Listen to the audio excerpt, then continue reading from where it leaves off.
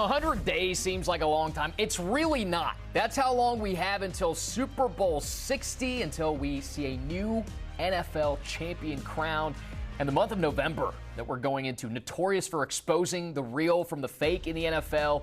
Heading into that stage of the season, the Packers are hoping to keep rolling as they lead the NFC standings, followed by the defending Super Bowl champ Eagles, the Buccaneers, the Seahawks, Lions, Rams, and 49ers. Here to make sense of it all are NFL analysts Tyler Sullivan and JP Acosta. Tyler, let's start with Green Bay. Do you believe in the Packers and Jordan Love enough to call them a contender heading into such a pivotal month?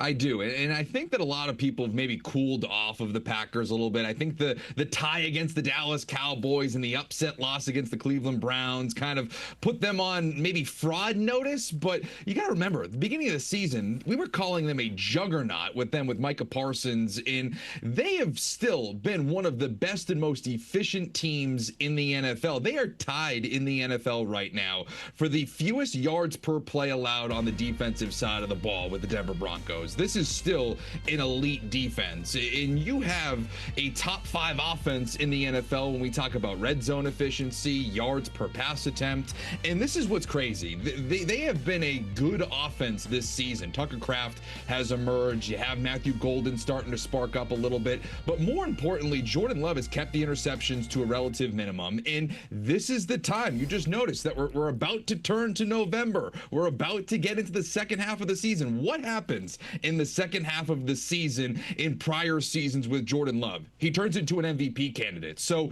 if that is the same trajectory that we're on, the sky's the limit for this Packers team.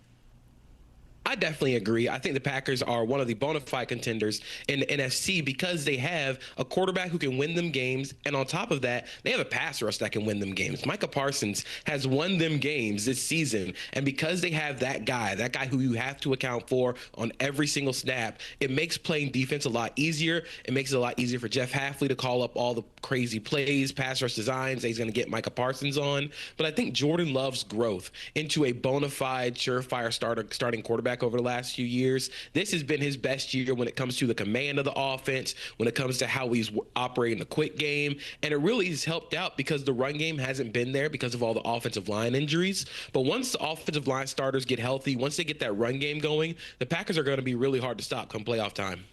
Yeah, let's head to the NFC East, where the Eagles are seemingly back to their winning ways, right? Back-to-back wins, including a comfortable one over the Giants.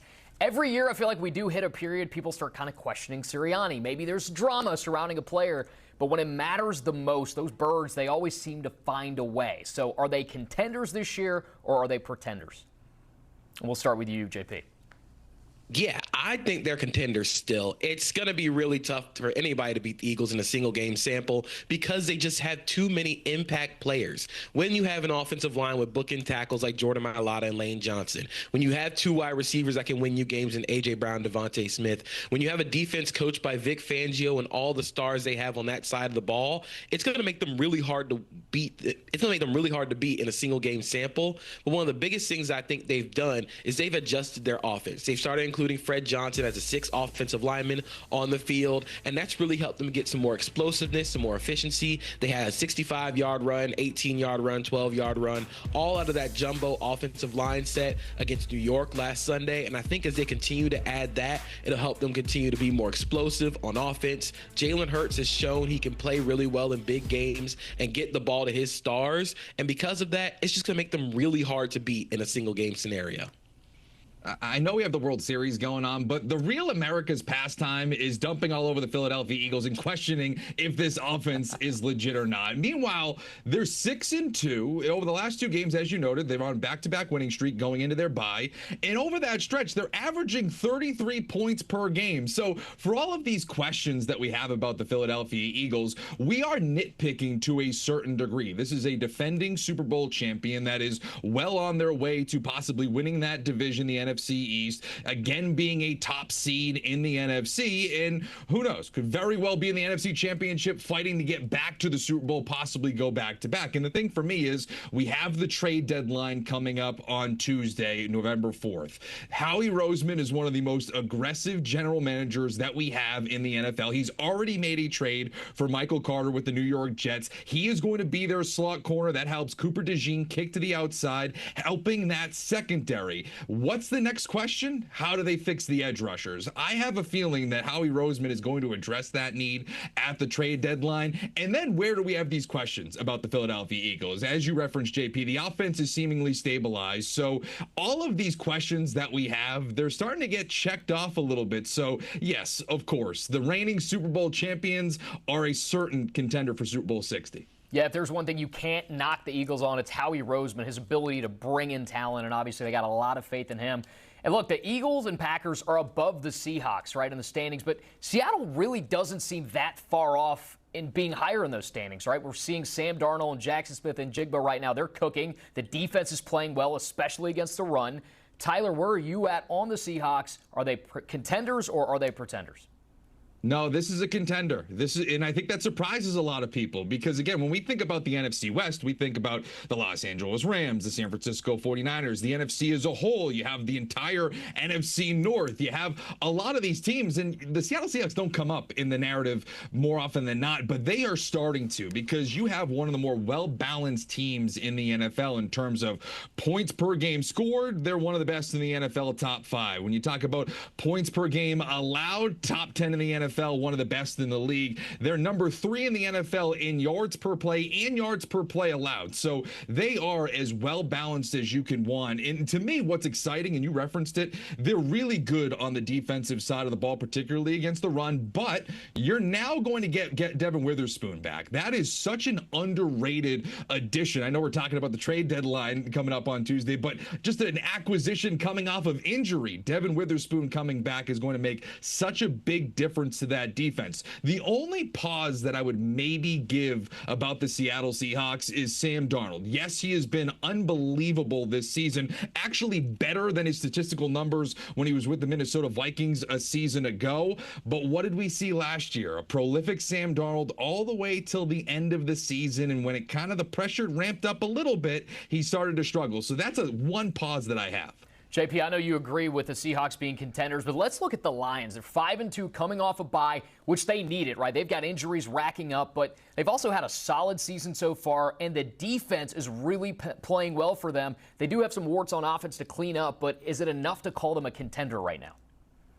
Absolutely. I think the Detroit Lions are one of the premier contenders in the NFC right now. And it's because I think while the offense had its warts in week 1, we've come a long way since that offensive line has played that poorly. I think it's got given a lot of credit to Hank Fraley, offensive line coach, and what he's done with those 2 young guys in the middle of that offensive line. But because they have all the stars on offense and defensively, they have guys that are consistently coming back.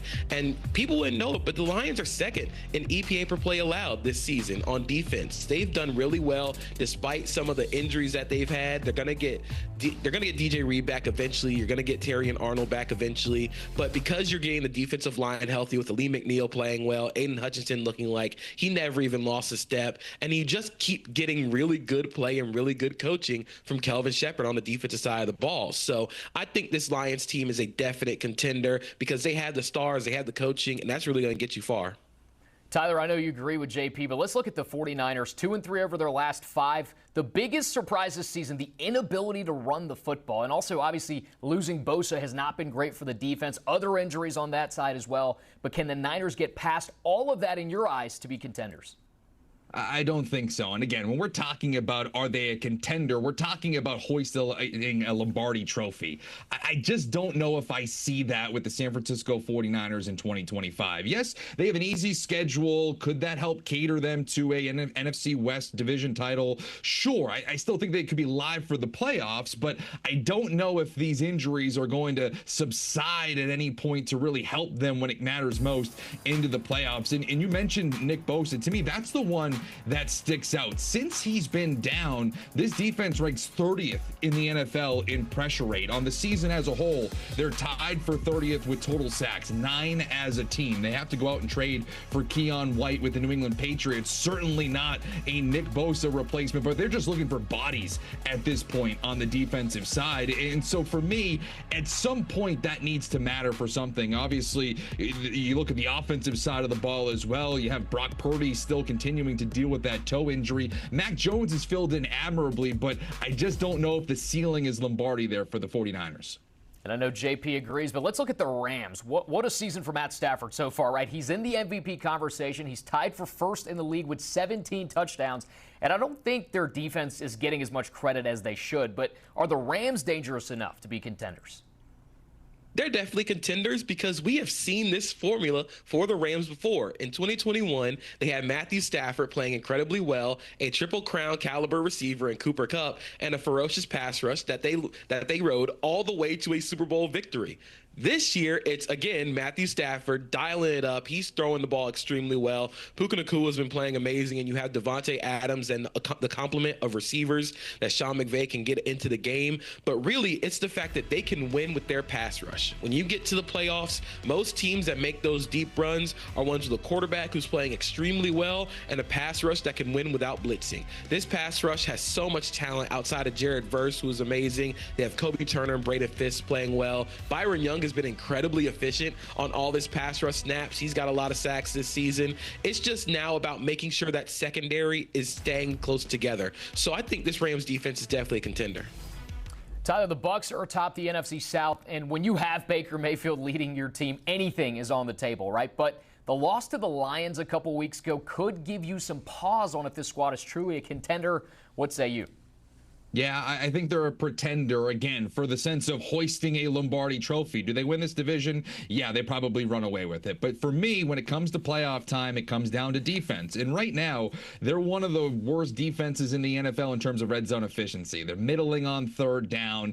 So to me, I just wonder, when you get against these high-octane offenses in the playoffs, what does that defense look like? And on the other side, you have Mike Evans injured. He's supposedly going to come back at the end of the year. But that's a linchpin to your offense. If you don't have him at 100%, that's going to put you behind the 8 ball.